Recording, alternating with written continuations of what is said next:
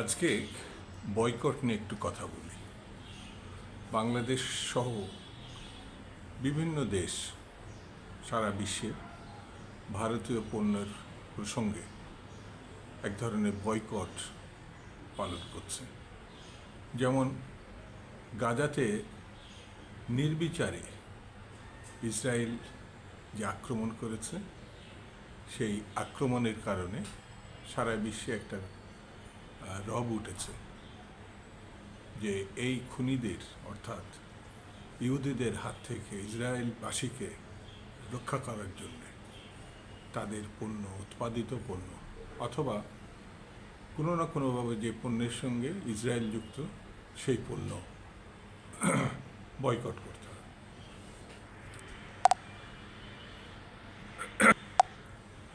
এ এক ধরনের যুদ্ধ, নিরস্ত্র মানুষের প্রতিবাদ। দেখেন আমেরিকায় বিভিন্ন বিশ্ববিদ্যালয়, নামকরা বিশ্ববিদ্যালয় ছাত্ররা, শিক্ষক, কর্মচারী, এমনকি আগামী প্রেসিডেন্ট নির্বাচনে আমেরিকাতে বামপন্থীদের একজন প্রার্থী, তিনি কিন্তু ওই বিক্ষোভে অংশগ্রহণ করার কারণে ছাত্র কর্মচারী বিশ্ববিদ্যালয়ের তাদের সঙ্গে কিন্তু গ্রেপ্তার বরণ করেছে। এই যে প্রতিবাদ, এই প্রতিবাদ নিরস্ত্র মানুষের, গণতান্ত্রিক মানুষের, যাদের হাতে অস্ত্র নাই, কিন্তু অস্ত্রটা হচ্ছে বিক্ষোভ, প্রতিবাদ, ঘৃণা প্রকাশ করা। ভারতের একটা গণতান্ত্রিক রাষ্ট্র হিসাবে সারা বিশ্বে পরিচিতি ছিল। 47-এর পরে এই পরিচিতিটা বাংলাদেশের মানুষও স্বীকার করত। 47 কিন্তু সম্প্রদায়গত একসঙ্গে বসবাস করা সম্ভব না বলে 47-এ হিন্দু এবং মুসলমানের প্রশ্নে একটা বিভক্তি, স্বাধীনতা যেভাবে আপনি ব্যাখ্যা করেন না হয়েছিল। অর্থাৎ ভারতীয় জনগণের সঙ্গে না, ভারতীয় উচ্চ বর্ণের এক শ্রেণীর ধর্মীয় মানুষ আছে যারা মুসলমানদের দেখলে ঘৃণার সঙ্গে তারা নাক সিটকায়। তাদের ছায়াও গায়ে পড়লে গঙ্গের স্নান করতে হয়। অনেক বিষয় আছে। এমনকি ভারতীয়দের মধ্যে, হিন্দু সম্প্রদায়ের মধ্যে বর্ণপ্রথার কারণে নিচু শ্রেণীর মানুষের, উচ্চ শ্রেণীর মানুষের পাশে বসা, তাদের খাবারের থালা, বাসন অথবা গ্লাসে হাত দেওয়া, এটা ভয়ঙ্কর ব্যাপার। হয়তোবা এইসব ধর্মীয় বিধিনিষেধের কারণে একসময় হিন্দু মুসলমানের যে বিভক্তি এসেছিল, সেই কারণে 47-এ পাকিস্তান এবং হিন্দুস্তানের মানে ব্রিটিশের হাত থেকে বাঁচার লড়াইটা কিন্তু একসঙ্গে ছিল, কিন্তু একসময় তারা বিভক্ত হয়েছিল।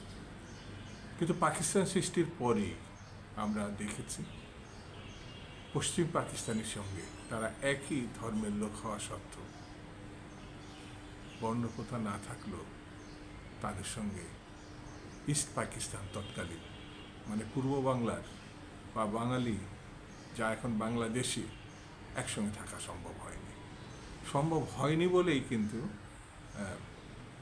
পাকিস্তান ভেঙে যেটা পূর্ব বাংলা সেটা বাংলাদেশে রূপান্তরিত হয়েছে, স্বাধীন হয়েছে।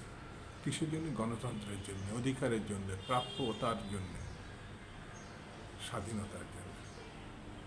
সেই বাংলাদেশ আমরা এখন অনেকেই বলে ইসলামাবাদের খপ্পর থেকে আমরা কি দিল্লির খপ্পরে পড়ে গেলাম?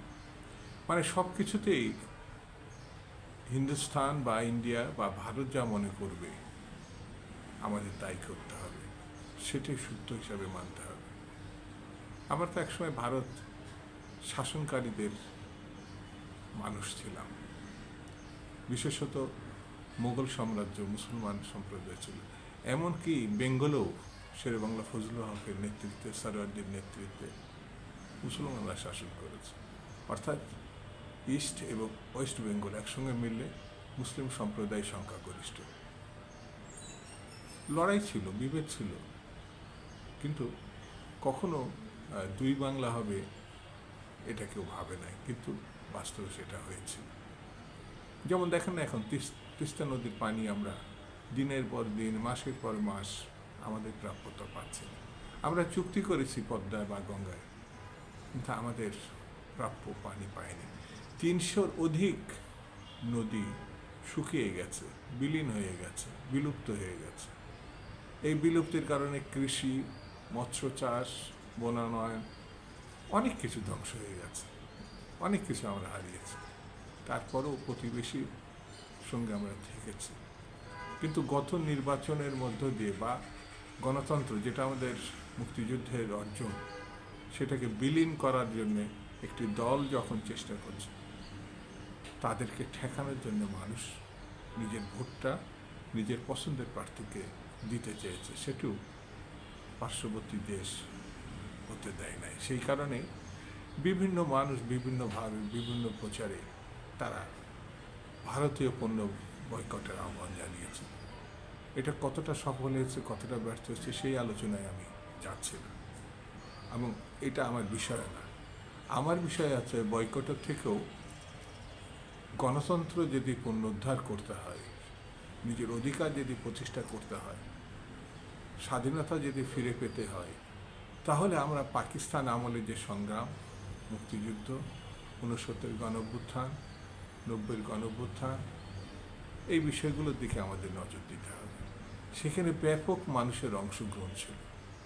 ঘরে বসে বয়কট করে কোন লাভ হবে, এটা আমার কাছে এখন মনে হচ্ছে না।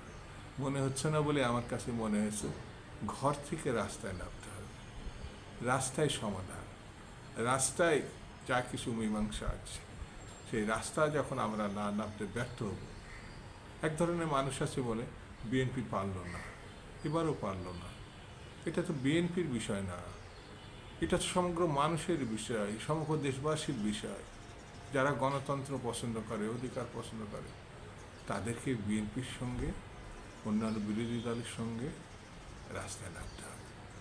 সোচ্চার হলে, যেমন গণঅভ্যুত্থান 69-এ আইয়ুব খানকে বিদায় করা, মোনায়েম খানকে বিদায় করা সম্ভব হয়েছিল, ঠিক তেমনি 90-এর গণঅভ্যুত্থানে আরেক সামরিক স্বৈরাচার হোসেন মোহাম্মদ এরশাদ, যিনি আওয়ামী লীগের সঙ্গে সবসময় থাকতেন, এখনও আছে তার দল জাতীয় পার্টি, তাকেও বিদায় করা সম্ভব হয়েছে।